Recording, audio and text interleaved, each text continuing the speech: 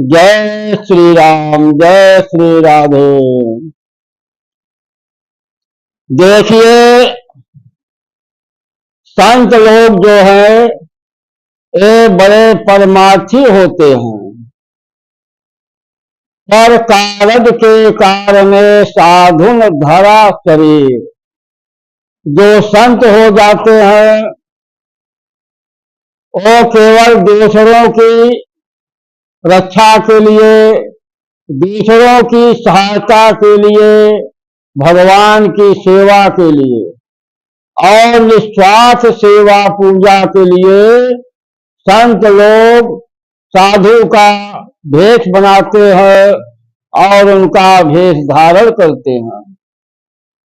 क्योंकि संत जो है बड़े परमार्थी होते हैं। संत बड़े परमार्थी, यह जो है संत बड़े ही परमार्थी होते हैं।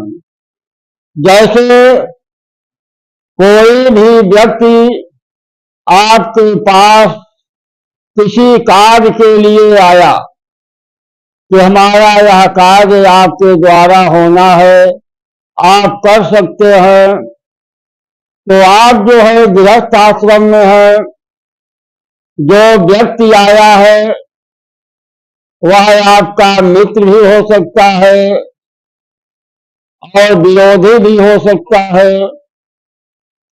इसलिए आप उस पर विचार करेंगे कि इसका कार्य करे या ना करे, इसका कार्य करने से हमारा कोई नुकसान नहीं होगा, इसका कार्य हो जाए और हमारा नुकसान हो जाए, हम फंस जाए।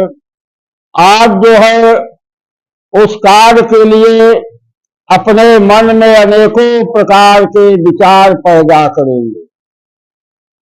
तब शायद उस कार्य करने के लिए, उसके कार्य के लिए आपके मन में सब विचार करने के बाद भाव आए किसका कार्य कर दिया जाए।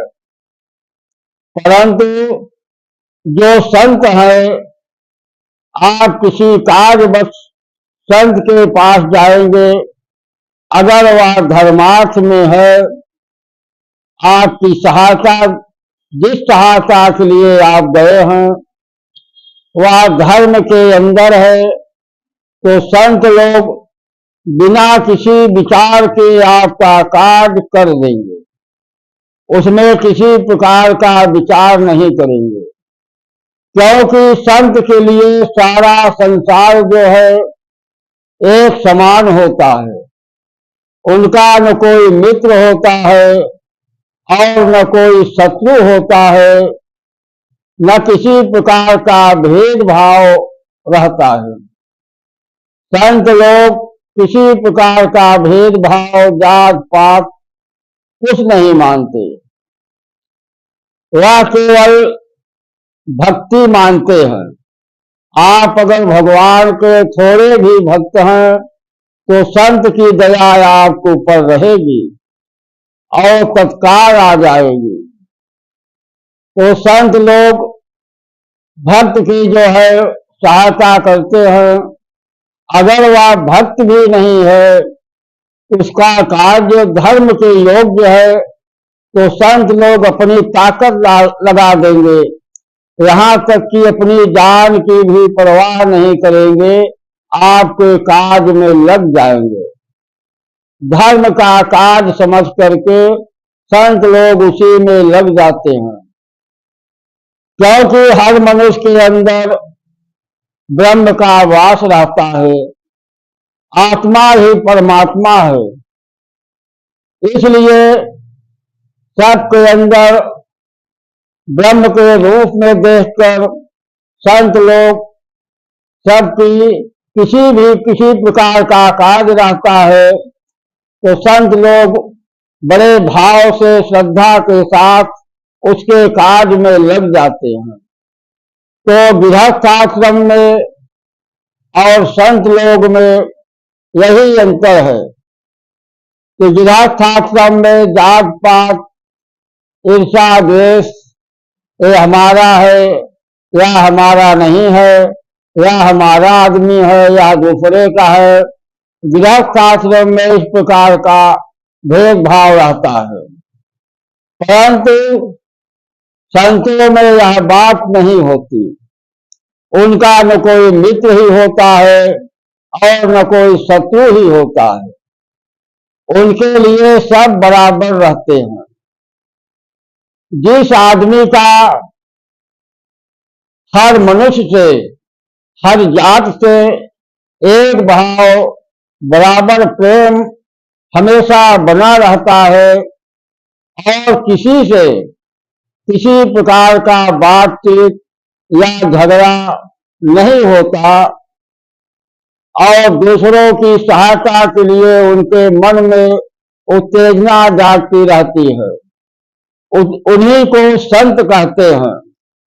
कि संत एक ऐसे होते हैं कि उनके पास ही केवल भेदभाव, द्वेष, ईर्ष्या नहीं रहता। ऐसे संत को बारंबार प्रणाम करना चाहिए और वही संत हैं। इसलिए जो संत भी बनते हैं तो संत भी गृहस्थ आश्रम में ही बनते हैं। गृहस्थ आश्रम से जाकर के वे संत बनते हैं।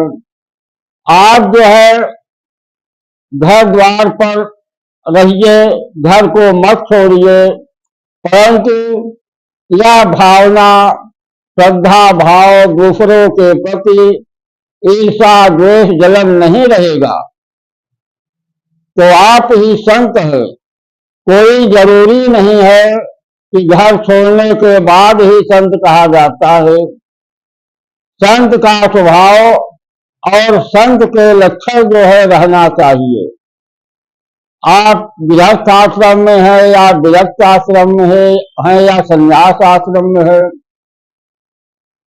तो बहुत का संन्यास में है या विरक्त आश्रम में है, या लक्षण नहीं है तो वह संत नहीं माना जाता। संत का यही लक्षण है, वो चाहे गृहस्थी में रहे चाहे विरक्ति में रहे, जिसके अंदर यह सब भावना रहता है, राग रोग ईर्ष्या नहीं रहता, हमेशा परोपकार की भावना रहता है, वही संत होता है। इसलिए यह सब भावना छोड़ करके आप जो है भगवान का भजन कीजिए, उनकी सेवा पूजा पाठ कीजिए। जो जितना आप जब तक पूजा पाठ करेंगे वह पूरा का पूरा फल आपको प्राप्त होता जाएगा और तत्काल ही लाभ होगा। क्योंकि कलयुग एक ऐसा युग है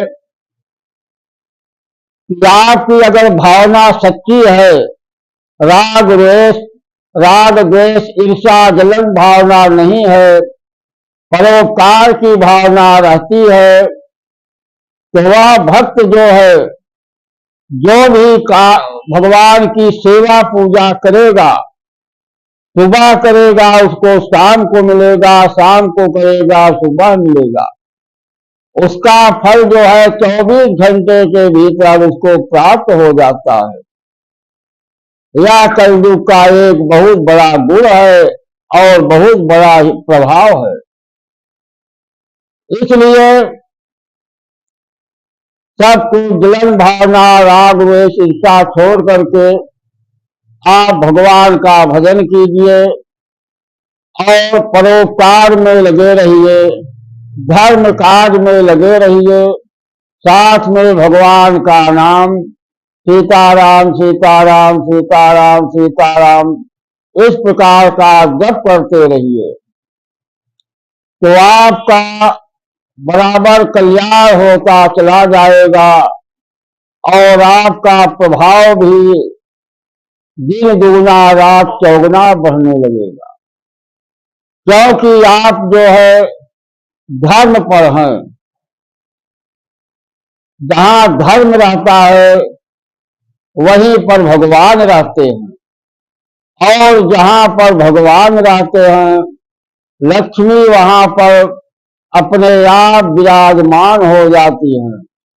जहाँ पर लक्ष्मी, धर्म और भगवान रहते हैं, तो हनुमान जी जो है 8 सिद्धियों के साथ वो भी बिना बुलाए वहां पहुंच जाते हैं और वहां का सारा कार्य, उनकी सिद्धियां हनुमान जी की सब देखने लगती है।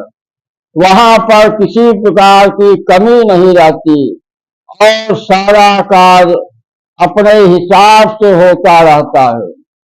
इसलिए धर्म में और परोपकार में कितनी बड़ी ताकत है कि क्यों न हम धर्म करें, परोपकार करें, राग रोष ईर्षा से दूर करें। इसलिए इन सब का त्याग करके आप भगवान का भजन करिए और उनकी सेवा करिए, तो आपका परम कल्याण होगा। जय श्री राम, जय श्री राम।